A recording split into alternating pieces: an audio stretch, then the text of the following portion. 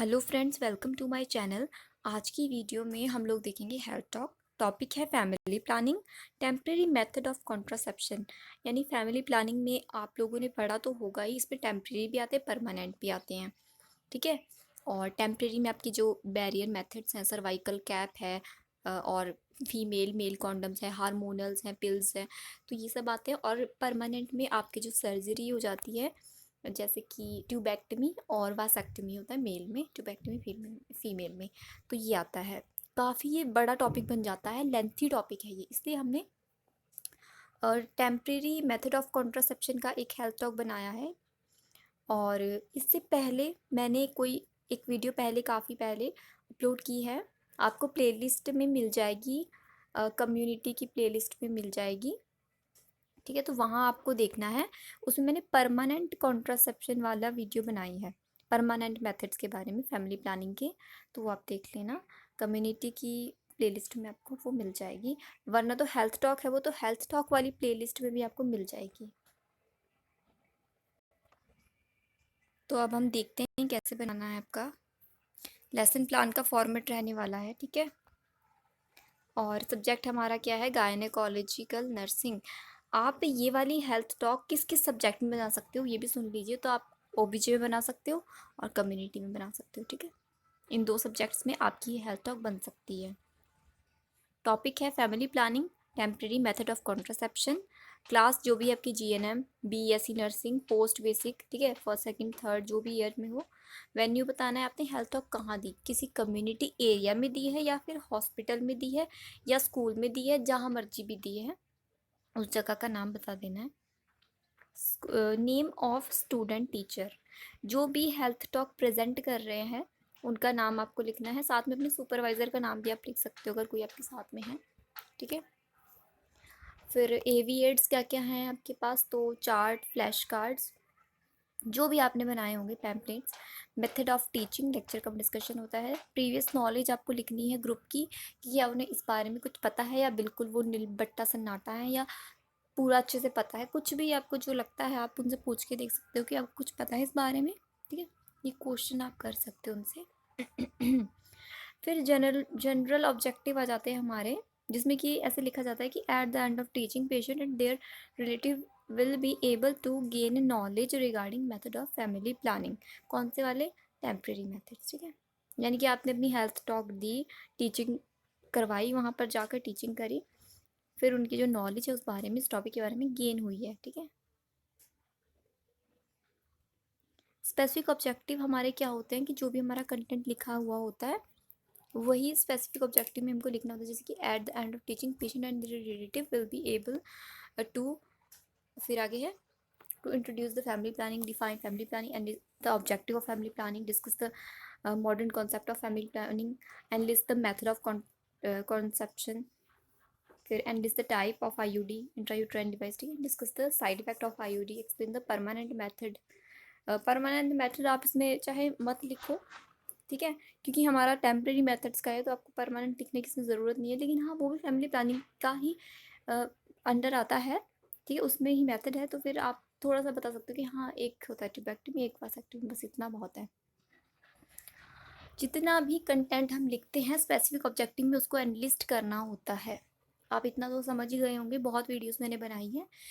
आपके टॉपिक में जो जो कंटेंट है उनको आपको स्पेसिफिक ऑब्जेक्टिव में एनलिस्ट करना है। ठीक है, लिखना है, यानी कि पॉइंट्स। फिर ये इस तरह से लेसन प्लान का फॉर्मेट यहाँ से शुरू हो गया है। देखिए, सबसे पहले सीरियल नंबर है, फिर स्पेसिफिक ऑब्जेक्टिव, फिर टाइम, यानी कि कितनी टाइम आपको लगा कुछ भी चीज़ एक्सप्लेन करने में। जैसे डेफिनेशन आपने कुछ बताई, उसका इंट्रोडक्शन दिया, तो 2 मिनट में दे दोगे आप इंट्रोडक्शन, 3 मिनट लग जाएंगे ज़्यादा से ज़्यादा। छोटा इंट्रोडक्शन होगा तो 1 मिनट में बता दोगे, है ना।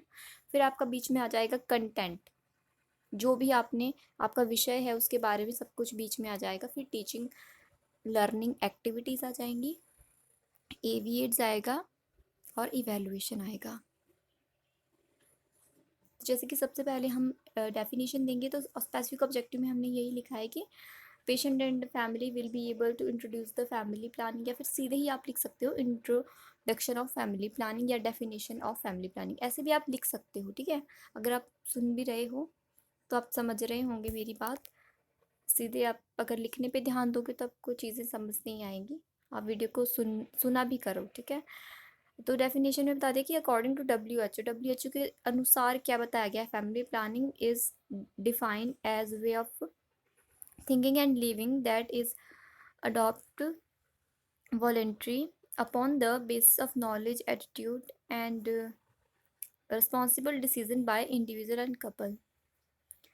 तो ये जो फैमिली प्लानिंग का डिसीजन है ये कपल पे ही बेस करता है। वो उसके लिए रिस्पॉन्सिबल होते हैं कि उनको अब मैरिज हो गई है तो उन्हें कितने चिल्ड्रन चाहिए, अब आगे कितना उनमें गैप होना चाहिए, वो है ये। और बाकी थोड़ा सा आगे हम देखेंगे इसमें कि और क्या होना चाहिए।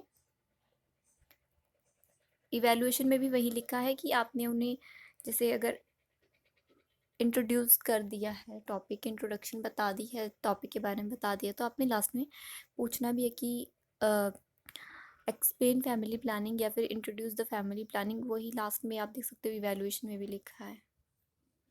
उसके बाद सेकंड पॉइंट है ऑब्जेक्टिव फैमिली प्लानिंग के, ठीक है। उसी तरह से वो टाइम बताना है, सर्टेन कुछ ऑब्जेक्टिव जैसे कि avoid unwanted pregnancy, bring about wanted birth, यानी कि जो बर्थ वो चाहते हैं वो बर्थ होना चाहिए, ठीक है। उस टाइम पे वो प्रेगनेंसी हो रही है। अनवांटेड बर्थ के लिए कुछ प्रिकॉशन होते, कुछ चीज़ें जो मेथड्स हैं वो यूज़ किए जाते हैं, वो सब कुछ इसके अंडर ही आएगा। तो ये ऑब्जेक्टिव है कि क्या क्या इसका गोल है फैमिली प्लानिंग का। टू अवॉइड अनवांटेड बर्थ, ये वही आ गया फिर से। रेगुलेट इंटरवल, इंटरवल लिखाइए बिटवीन टू प्रेगनेंसीज, ठीक है। ये डी वाली लाइन देखिए, to regulate interval between two pregnancies, ये है ये लाइन पूरी। आप इसको अलग अलग पढ़ने लग जाओ कहीं, यानी कि दो प्रेगनेंसीज के बीच में कितना गैप होना चाहिए। एकदम से साथ साथ प्रेगनेंसी नहीं होनी चाहिए, थोड़ा सा गैप होना चाहिए, जैसे कि 2 साल या कम से कम 4-5 साल का होना चाहिए, ताकि जो मदर है उनमें भी वीकनेस ना आए। क्योंकि फीमेल क्या होता है, ब्लीडिंग होती है, काफ़ी कुछ होता है प्रेगनेंसी के दौरान, उनकी जान का भी खतरा होता है। तो इसलिए वो सब ध्यान में रखते हुए ही फैमिली प्लानिंग को बनाया गया है। फीमेल को इसमें ज़्यादा रिस्क रहता है, तो उनकी भी हेल्थ का ध्यान रखा जाए, उनमें इतनी ज़्यादा वीकनेस ना आए, वो रिकवर कर पाएँ अपनी पहली प्रेगनेंसी से और फिर ही वो दूसरी प्रेगनेंसी तक जाएं।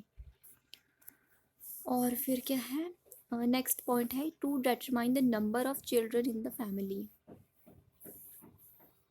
ठीक है। क्योंकि क्या है डिटरमाइन द नंबर, यानी कि 2 बच्चे बहुत होते हैं आजकल के टाइम में, क्योंकि उनकी एजुकेशन के लिए, उनकी स्टडी के लिए और उनकी जो खाना पीना होता है, न्यूट्रिशन होता है, उसके बारे में सब कुछ सोचते हुए उनकी ग्रोथ एंड डेवलपमेंट के लिए ये इसका मेन ऑब्जेक्टिव है फैमिली प्लानिंग का। क्योंकि जितने ज़्यादा बच्चे होंगे, अगर उनकी इकोनॉमिक कंडीशन ठीक नहीं होगी, सोशियो इकोनॉमिक हालात कैसे हैं घर की, तो फिर बच्चे की ग्रोथ एंड डेवलपमेंट पे भी असर पड़ेगा। जितने ज़्यादा बच्चे होंगे तो सभी की एजुकेशन पे भी फ़र्क पड़ेगा, हर तरह से उनकी ग्रोथ में फ़र्क पड़ेगा, मेंटली और फिज़िकली इसमें बहुत ज़्यादा फ़र्क लगता है बच्चे में। नेक्स्ट है देखिए मॉडर्न कॉन्सेप्ट क्या है फैमिली प्लानिंग का, उसके बारे में WHO एक्सपर्ट कमेटी ने कब बताया है, क्या बताया है, वो है। तो इसमें जो है वो भी सेम ही है, लगभग लगभग सेम ही है। जो ऑब्जेक्टिव है हमारे, प्रॉपर स्पेसिंग के बारे में बताया गया है, लिमिटेशन ऑफ बर्थ, यानी कि कई बार क्या होता है कि कुछ फैमिली में लड़का चाहिए के चक्कर में 9-10 बच्चे हो जाते हैं, लड़कियां हो जाती हैं, तो फिर क्या फ़ायदा इतने बच्चे, उनका ना ही अच्छी एजुकेशन है, ना ही उनका खान पीन अच्छा है, ना ही उनका रहना अच्छा है, ना घर में जगह है रहने की, तो ऐसे क्या फ़ायदा, है ना। तो ये समझाने के कि लिमिटेशन ऑफ बर्थ, उन्हें समझाना है कि बस आजकल के ज़माने में, आजकल के टाइम में 2 बच्चे बहुत हैं। फिर advice on sterility education for parenthood, sex education, genetic counselling, तो ये बताया गया है। Pre marital consultation and examination, carrying out pregnancy test, marriage counselling, provide adoption services, teaching home economics and nutrition. तो आप ये सब पॉइंट इतने मुश्किल नहीं है, बिल्कुल इजी पॉइंट है, आप रीड करते ही समझ गए होंगे। तो फैमिली प्लानिंग के बारे में तो प्री मैरिटल एजुकेशन भी होनी चाहिए, जैसे कि न्यूली मैरिड कपल हैं उनको भी एजुकेशन देना है। और बाकी जो फॉर्मेट है वो आपका सेम ही चल रहा है, जो इवैल्यूएशन में discuss the method of family planning, same हमने वैसा लिखा है। उनको एक्सप्लेन कर दिया सबसे पहले मॉडर्न कॉन्सेप्ट के बारे में या मेथड्स के बारे में, मेथड्स, ठीक है। और बाद में उसको लिख दिया। मेथड जो है वो नीचे लिखे गए हैं, इसका पॉइंट ऊपर लिखा गया है, तो ये ऊपर नीचे हो गया है, ठीक है, आपको ये ठीक करना है। आप इस जगह पे discuss the method of family planning की जगह पे लिख सकते हो explain about the modern concept of family planning. अब आप दूसरा देखो, अगला मेथड ऑफ कॉन्ट्रासेप्शन। अब हमारे मेथड शुरू हो गए हैं जो मेन टॉपिक है। तो इसमें टेम्परेरी और परमानेंट दो आते हैं। परमानेंट देखिए ट्यूबेक्टमी और वासेक्टमी। वासेक्टमी मेल में, ट्यूबल ऑक्लूजन ट्यूबल लाइगेशन ये क्या है कि ट्यूबेक्टमी को बोलते हैं और फीमेल में किया जाता है। इसमें माइनर कट लगाए जाते हैं, तो फिर ऑपरेशन होता है छोटा सा। उसके बाद जो होता है परमानेंट मेथड ये रहता है। इसको फिर कई बार लोग खुलवाते भी हैं कि उनको फिर बर्थ चाहिए होता है, बच्चा चाहिए होता है, तो फिर वो थोड़ा मुश्किल हो जाता है।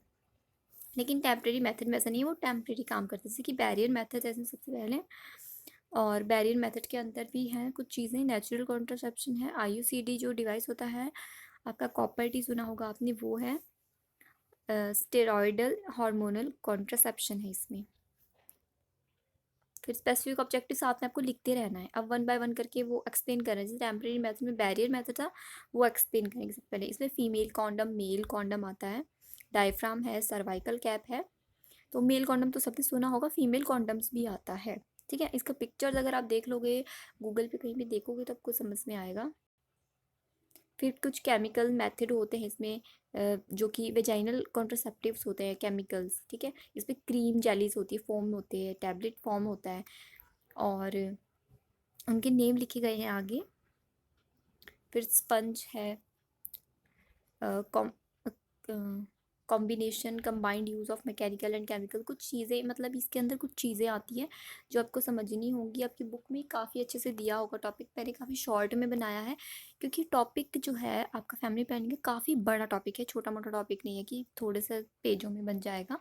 काफ़ी बड़ा है, अंदर से अंदर इसमें काफ़ी डीपली स्टडी है। केमिकल मेथड के अंदर जो चीज़ें लिखी है इसके भी अंडर अंडर काफ़ी लिखा गया कि ये इस तरह से इसको यूज़ किया जाता है, क्या इनका वर्क होता है, कैसे ये काम करती हैं। फिर नेचुरल कॉन्ट्रासेप्शन के अंदर रिदम मेथड है आपका, और क्या है, हाँ रिदम मेथड है इसके अंदर आपका। इसके अंदर जैसे रिदम मेथड होता है, कैलेंडर मेथड भी होता है, और आपका एब्सटिनेंस भी होता है। इसमें लिखा नहीं है, मैं आपको बता रही हूँ। तो इसमें रिदम मेथड के साथ ब्रेस्ट फीडिंग भी बताया गया है। तो इसका एडवांटेज सबसे बड़ा ये है कि ये कोई साइड इफेक्ट नहीं है इसका, और नो कॉस्ट का है ये। हार्मोनल कॉन्ट्रासेप्टिव है नेक्स्ट आपका। हार्मोनल कॉन्ट्रासेप्टिव्स है, उसके अंदर क्या होता है, जैसे ओरल पील्स आ गए आपके। ठीक है, आपने सुना होगा आई पील करके आती है, और माला एन, माला डी भी होती है। काफ़ी पिल्स है, कई तो ऐड में भी दिखाई जाती हैं। तो फिर कंबाइंड पिल है, प्रोजेस्ट्रॉन ओरल पिल है, मिनी पिल है, पोस्टिकोइड पिल है, वंस मंथ पिल, महीने में एक बार कोई पिल दी जाती है। काफ़ी देखिए मेथड कितने सारे हैं टेम्प्रेरी में। तो इसमें इंजेक्टेबल, सबकुटेनियस, वेजाइनल रिंग, ये सब चीज़ें आ जाती हैं।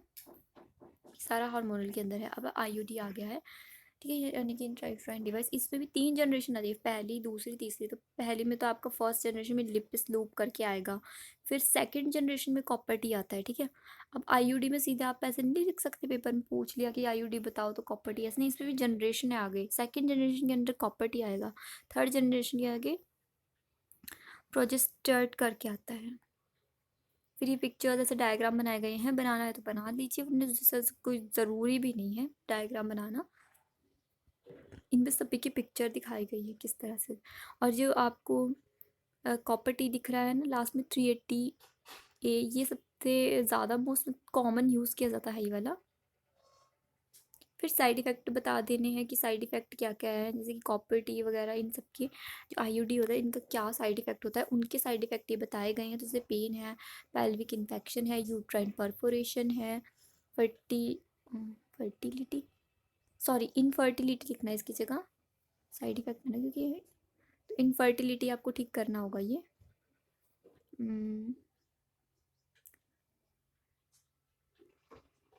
फर्टिलिटी कर देना आप, इनफर्टिलिटी कर देना, मॉर्टेलिटी,